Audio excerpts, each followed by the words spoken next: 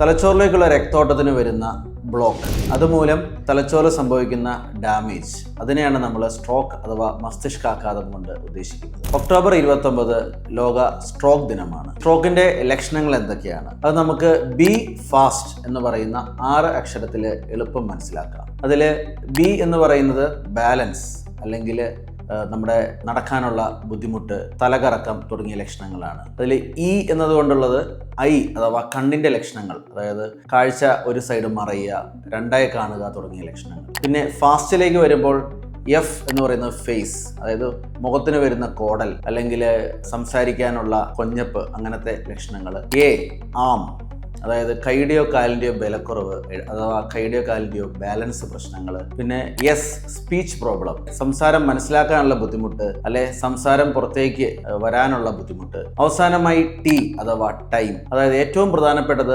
സമയമാണ്. ഈ പ്രാവശ്യത്തെ സ്ട്രോക്ക് ദിനത്തിൽ നമ്മൾ എവറി മിനിറ്റ് കൗണ്ട്സ് എന്നാണ് പറയുന്നത്. അതായത് ഒരു നിമിഷം പോലും വേസ്റ്റ് ചെയ്യാതെ നമ്മൾ ഇങ്ങനത്തെ ലക്ഷണങ്ങൾ കണ്ടാൽ സ്ട്രോക്ക് ആണെന്ന് മനസ്സിലാക്കി ഒരു സ്ട്രോക്ക് റെഡി ഹോസ്പിറ്റലിൽ എത്തണം. ഇനി എന്താണ് ഒരു സ്ട്രോക്ക് റെഡി ഹോസ്പിറ്റൽ? നമ്മൾ സ്ട്രോക്കിന് ലക്ഷണങ്ങളായി ചെന്ന് കഴിഞ്ഞാൽ ഏത് സമയത്തും നമുക്കൊരു ന്യൂറോളജിസ്റ്റിന്റെ സേവനം കിട്ടുകയും MRI CT സ്കാനുകൾ എടുത്ത് സ്ട്രോക്ക് നിർണയം നടത്തി അതിനാവശ്യമായിട്ടുള്ള അതിനൂതന ചികിത്സകളായ മെക്കാനിക്കൽ ത്രോംബെക്ടമി അല്ലെങ്കിൽ ത്രോംബോലൈസിസ് തുടങ്ങിയ ചികിത്സകൾ ചെയ്യാനും, അതുപോലെ തന്നെ ആവശ്യം വന്നാൽ ഒരു ന്യൂറോ സർജന്റെ സേവനം നമുക്ക് എപ്പോഴും ലഭ്യമാകുന്ന ഒരു ഫെസിലിറ്റിനെയാണ് നമ്മൾ സ്ട്രോക്ക് റെഡി ഹോസ്പിറ്റൽ എന്ന് പറയുന്നത്. നമ്മുടെ മൗലാന ഹോസ്പിറ്റൽ ഒരു സ്ട്രോക്ക് റെഡി ഹോസ്പിറ്റലാണ്.